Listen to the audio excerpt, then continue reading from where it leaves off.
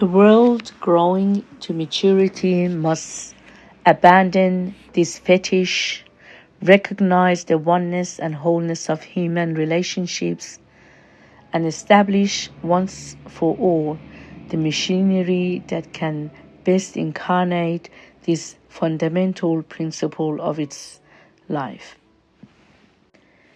A new life, Baha'u'llah proclaims, is in this age, staring within all the peoples of the earth, and yet none has discovered its cause or perceived its motive. O ye children of men, he thus addresses his generation. The fundamental purpose animating the faith of God and his religion is to safeguard the interests and promote the unity of human race. This is the straight path, the fixed and immovable foundation. Whatsoever is raised on this foundation, the changes and chances of the world can never impair its strength, nor will the revolution of countless centuries undermine its structure. The well-being of mankind, he declares, its peace and security are unattainable unless and until its unity is firmly established. So powerful is the light of unity, is his further testimony, that it can illuminate the whole earth. The one true God, he who knoweth all things, himself testifieth to the truth of these words.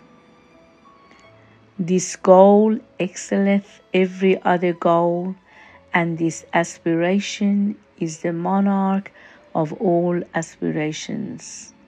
He who is your Lord, the All-Merciful, he moreover has written, cherishes in his heart the desire of beholding the entire human race as one soul and one body. Haste ye to win your share of God's good grace and mercy in this day that eclipseth all other created days.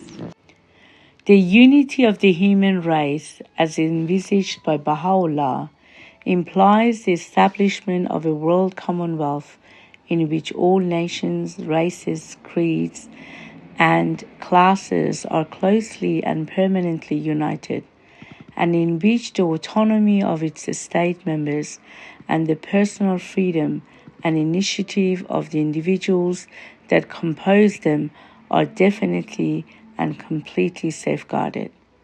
This Commonwealth must, as far as we can visualize it, consist of a world legislature whose members will, as the trustees of the world of mankind, ultimately control the entire resources of all the component nations and will enact such laws as shall be required to regulate the life, satisfy the needs, and adjust the relationships of all races and peoples.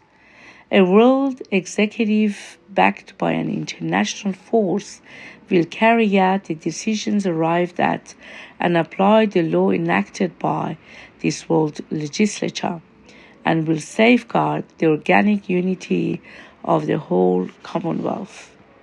A world tribunal will adjudicate and deliver its compulsory and final verdict in all and any dispute that may arise between the various elements constituting this universal system. A mechanism of world intercommunication will be devised, embracing the whole planet, freed from national hindrances and restrictions, and functioning with marvelous swiftness and perfect regularity. A world metropolis will act as a nerve center of a world civilization, the focus towards which the unifying forces of life will converge, and from which its energizing influences will radiate. A world language will either be invented or chosen from among the existing languages and will be taught in the schools of all the federated nations as an auxiliary to their in other language. A world script, a world literature, a uniform and universal system of currency, of weights and measure will simplify and facilitate intercourse and understanding among the nations and races of mankind. In such a world society, science and religion, the two most potent forces in human life, will be reconciled, will cooperate, and will harmoniously develop. The press will, under such a system, while giving full scope to the expression of the diversified views and convictions of mankind, cease to be mischievously manipulated by vested interests, whether private or public, and will be liberated from the influence of contending governments and peoples. The economic resources of the world will be organized, its resources of raw materials will be tapped and fully utilized, its markets will be coordinated and developed, and the distribution of its products will be equitably regulated. National rivalries, hatreds, and intrigues will cease, and racial animosity and prejudice will be replaced by racial amity, understanding, and cooperation. The causes of religious strife will be permanently removed, economic barriers and restrictions will be completely abolished, and the inordinate distinction between classes will be obliterated. Destitution on the one hand and gross accumulation of ownership on the other will disappear.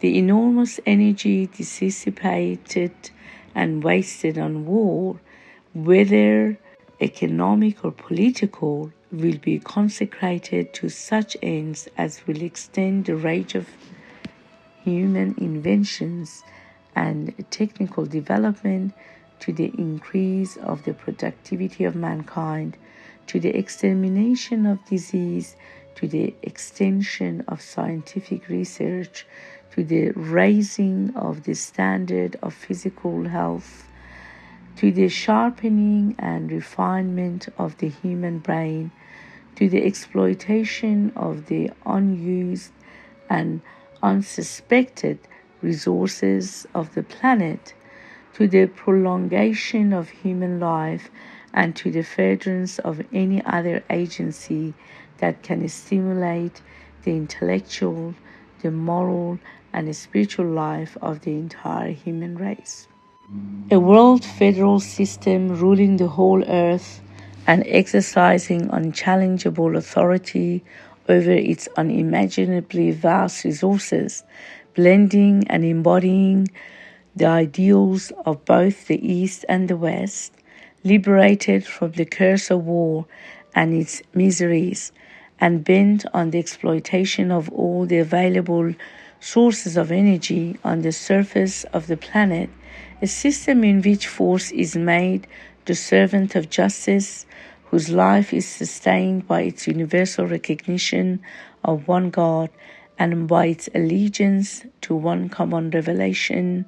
Such is the goal towards which humanity, impelled by the unifying forces of life, is moving.